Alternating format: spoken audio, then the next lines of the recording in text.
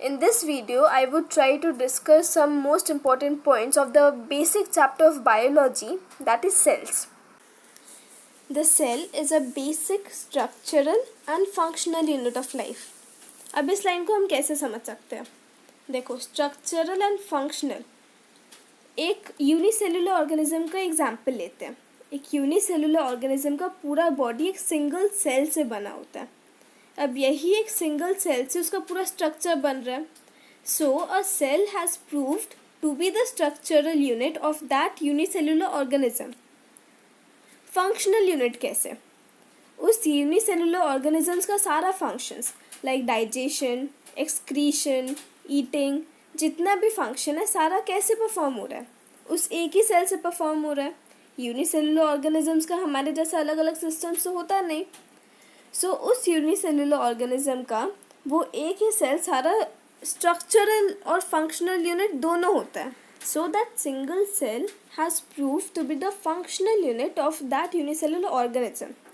तो यहाँ तक तो हमें समझ आ गया कि how the cell is the structural and functional. अब यहाँ से एक क्वेश्चन आता है कि मल्टीसेलुलर ऑर्गेनिजम्स में एक सेल उसका स्ट्रक्चरल और फंक्शनल यूनिट कैसे हो सकता है?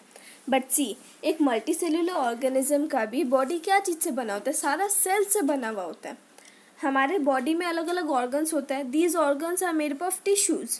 We have different organs working for us. हमारा फंक्शनल यूनिट मेनली ऑर्गन्स है. वो ऑर्गन्स क्या चीज़ से बना होता है? Tissues. And the tissues in return are made up of specialised similar kind of cells. So basically हमारा भी फंक्शनल यूनिट सेल्स है और स्ट्रक्चरल यूनिट हमारे बॉडी को स्ट्रक्चर क्या चीज़ से मिल रहा है? डिफरेंट काइंड्स ऑफ टिश्यूज से मिल रहा है. और टिश्यूज अभी बताया सेल से ही बनता है. सो मल्टी सेल्यूलर ऑर्गेनिजम्स के लिए भी ये लाइन एकदम सही है. That is a cell is the structural and functional unit of life. Now all the organisms start their life as one single cell. इससे क्या समझ आ रहा है? देखो, यूनिसेल्यूलर ऑर्गेनिजम्स का तो सिंगल सेल ही होता है. मल्टी सेल्यूलर ऑर्गेनिजम्स का भी लाइफ स्टार्ट एक सिंगल सेल से होता है. That is after fertilisation of the gametes हम लोग को जाइगोट मिलता है. That is the first living cell of a multicellular organism.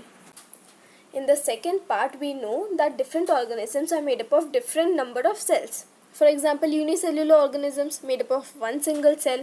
For example, paramecium, euglena. Euglena के एक फोटोसिंथेटिक ऑर्गेनिज्म है, फोटोसिंथेसाइज कर सकता है वो. Then a bird's egg is also a unicell thing. मतलब प्रिसाइसली बर्ड के एग के अंदर जो यॉक रहता है, yellow part, that is single cell. After that we have few celled organisms. For example sponges, mushrooms. फिर almost everything which we see around us are multicellular. They are consist of millions and billions of cells. सबसे अच्छा example human beings, animals, birds. इसके बाद we know that cells are seen in different shapes. Circular shaped, rod shaped, comma shaped. ये सब अलग अलग shapes होते हैं एक ही सेल का. कोई सेल फ्लैटेंड होता है, कोई फूला हुआ रहता है. There are some cells which are columnar in shape, some are cuboidal. सबसे छोटा साइज वाला सेल होता है साइनोबैक्टीरिया का, CYNO, cyanobacteria. Then the largest cell is a bird's egg. Ostrich का egg is the largest cell, largest single cell. Longest cell होता है nerve cells. हमारे ह्यूमन बॉडी का जो नर्व सेल होता है उसका एक्सॉन जो होता है, that is the longest cell. इसके बाद इस चैप्टर की बहुत ही इंपॉर्टेंट पार्ट है, that is cell theory. Cell theory में कुछ टफ नहीं है, बहुत ईजी चीज़ है. हमें दो साइंटिस्ट का नाम याद रखना है, मैथेस Schleiden, Theodore Schwann and Rudolf विर्काउ. ये तीन जन ने मिलके सेल थ्योरी प्रपोज किया था. अलग अलग ईयर है, काफ़ी कुछ है, ये सब हम अभी नहीं करेंगे. So Theodor Schwann and Rudolf Virchow, they proposed the cell theory. What does the cell theory state? The cell theory states that cell is the basic structural unit of life. एक सेल कैसे life का structural unit है ये तो हमने समझ लिया है. A cell is the basic functional unit of life. Functional unit भी कैसे है ये भी हमने समझ लिया है. And the last point and the third point is all the cells arise from pre-existing cells.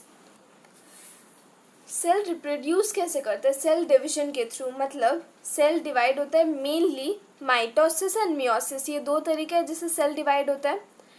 Meiosis generally reproduction में यूज़ आता है एंड हमारा नॉर्मल बॉडी सेल डिवीजन के लिए माइटोसिस होता है. माइटोसिस में क्या होता है? एक सेल डिवाइड होके दो सेल बन जाते हैं. बहुत सारे प्रोसेस होते हैं बट मेनली कॉन्सेप्ट यही है कि एक सेल डिवाइड होके दो सेल बन जाते हैं.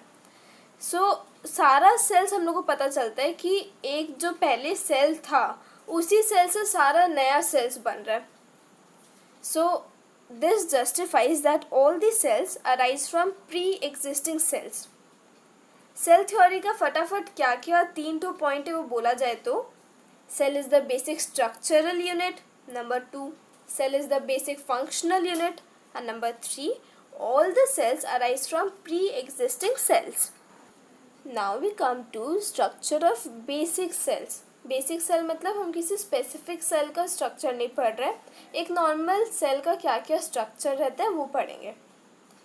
Number 1 is protoplasm. प्रोटोप्लाज्म मतलब क्या हुआ? Living part of the cell. एक सेल का जितना भी लिविंग पार्ट है दैट इज प्रोटोप्लाज्म. प्रोटोप्लाज्म के अंदर दो चीज़ आता है, cytoplasm and nucleoplasm. So let's see what is cytoplasm. Cytoplasm क्या होता है? Jelly like ground material. Ground material मतलब क्या हुआ? एक बेसमेंट मटेरियल है जिसमें अलग अलग चीज़ सस्पेंडेड रह सकते हैं. Ground material means a basement material. So cytoplasm is a jelly like ground material outside the nucleus, जो न्यूक्लियस के बाहर होता है, जिसमें cell organelles and cell inclusions suspended रहते हैं. सबसे पहले we must know what are cell organelles and cell inclusions. Cell organelles मतलब क्या हुआ? Organs of the cells. Cell के अंदर बहुत सारे ऐसे स्ट्रक्चर होते हैं जो सेल का सारा फंक्शंस परफॉर्म करते हैं. जैसे हमारे बॉडी में सारा फंक्शंस कौन परफॉर्म करते हैं? ऑर्गन्स. सो सेल्स का जो सारा फंक्शन, एक सेल का जो सारा फंक्शन परफॉर्म कर रहा है that is the organelles. They are the living material of the cell. Cell organelles living होते हैं. और है सेल इंक्लूजन्स. सेल इंक्लूजन्स भी सेल के अंदर होता है बट ये नॉन लिविंग पार्ट होता है, they are not living. Cell inclusion का एग्जाम्पल क्या होगा? ग्रैन्यूल्स, जैसे कि फैट ग्रैन्यूल हो गया. फिर जो कलरिंग पिगमेंट होता है लाइक मेलानिन, हमारा स्किन कलरिंग पिगमेंट है. There are various other pigments which are present, they are cell inclusions. Then we come to one of the most important part of the cell, that is nucleus. Why is nucleus the most important part? Because it is the brain of the cell. Nucleus एक cell जितना भी functions perform करता है वो सारे functions को control करता है और वही रिस्पॉन्सिबल होता है for the performing of all those functions. फिर a nucleus is also responsible for cell division. जब एक सेल डिवाइड होता है then that function is carried out by the nucleus. Nucleus एक और काम करता है. न्यूक्लियस के पास एक सेल का हेरिडिटरी मटेरियल होता है, मतलब जो जीन्स होता है, genes and DNA, that is present inside the nucleus. Nucleus के अंदर एक स्फेरिकल बॉडी होता है दैट इज डेंसर. न्यूक्लियोप्लाज्म होता है, न्यूक्लियोप्लाज्म से डेंसर मटेरियल होता है, एक spherical body which is known as nucleolus. वो न्यूक्लियोलस न्यूक्लियस के अंदर ही होता है. The nucleus is surrounded by a porous membrane which is known as nuclear membrane. This membrane is selectively permeable in nature. Selectively permeable का क्या मतलब है? This allows useful substances to pass through it. मतलब useful substances को अंदर आने देता है and it allows the waste materials to go outside. जो सेल के अंदर का मतलब न्यूक्लियस के अंदर का वेस्ट मटेरियल है उसको बाहर जाने देता है, but it does not allow the harmful substances to enter inside the nucleus. Okay, then chromatin material is present inside the nucleus. Chromatin material मतलब क्या हुआ? जो जीन्स डीएनए जितना भी चीज़ होता है वो थ्रेड लाइक स्ट्रक्चर्स में होता है which is known as chromatin material. ये न्यूक्लियस के अंदर होता है जिससे जीन्स पेरेंट्स से ऑफस्प्रिंग तक जाते हैं. सो एक न्यूक्लियस का काफ़ी सारा फंक्शन है and a quick recapitulation of it will be nucleus is the brain of the cell. It is responsible for all the functions which is performed by the cell. It is responsible for cell division. It carries the hereditary material of the cell in the form of chromatin network. It has the nuclear membrane which is selectively permeable. After all this, we have cell membrane or plasma membrane. This is a membrane which encloses the protoplasm. या फिर हम लोग इसको कह सकते हैं कि एक बाउंड्री है जो पूरे सेल को अपने अंदर रखता है. ये एक सॉलिड शीट जैसा होता है. This is also porous and selectively permeable in nature. The cell membrane controls the movement of particles inside and outside of a cell. एक चीज़ यहाँ नोट करने का है कि ये प्लाज्मा मेम्ब्रेन और cell membrane this is present in both plant and animal cells. ये दोनों प्लांट एंड एनिमल सेल्स में होता है. बिकॉज इसके बाद जो हम लोग पढ़ेंगे that is cell wall. This is present only in plant cells. Cell wall is an additional covering outside the cell membrane. जो प्लाज्मा मेम्ब्रेन होता है उसके बाहर एक और हार्ड कवरिंग होता है that is cell wall which is present only in plant cells. इसका एक अलग से फंक्शन क्या है? It gives mechanical support to the plant cells. Mechanical support कैसे देता है? क्योंकि इट इज़ रिजिड. ये सेल वॉल और बाकी सारा कॉन्टेंट्स जो होता है सेल का उससे ज़्यादा कड़क होता है. So as it gives mechanical support with that it also protects the inner contents of the cell. Cell के अंदर जो है वो सबको प्रोटेक्ट करता है. अब एक characteristic of this cell wall is it is freely permeable in nature. What do you mean by freely permeable? Freely permeable मतलब ये हर चीज़ को अंदर और बाहर जाना अलाउ करता है. मतलब may be it harmful, useful, be it whatever, it will allow it to pass through it. हम लोग पढ़े फ्रीली परमिएबल, सेमी परमिएबल. एक और तरह का मेम्ब्रेन होता है that is non permeable membrane. Non permeable membrane क्या होता है? जो कोई भी सब्सटेंस को अंदर बाहर जाना अलाउ ही नहीं करता. मतलब सॉलिड हो, लिक्विड हो, हार्मफुल हो, यूजफुल हो, किसी भी चीज़ को वो अंदर बाहर करने के लिए अलाउ नहीं करेगा. For example plastic sheet that is a non permeable membrane. अब एक डिफ्रेंशिएशन चार्ट बनाते हैं जो इफ़ नीडेड आप प्लीज़ अपने कॉपी में बना लीजिएगा between cell membrane and cell wall. इसमें मेनली 4 पॉइंट्स लिखेंगे. Number 1 being cell membrane is present in both plant and animal cells, while cell wall is present only in plant cells.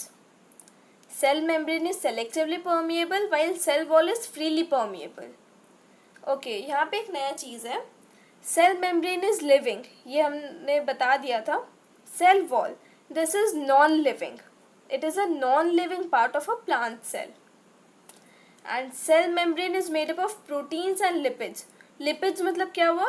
Oils, fats and oils. So cell membrane is made up of proteins and lipids. और cell wall is made up of cellulose. So that's it for this video guys. इसके बाद हम लोग cell organelles पढ़ेंगे. सारा cell organelles को detail में अच्छे से पढ़ेंगे but that will be in part 2 of this video. So thank you man, bye bye.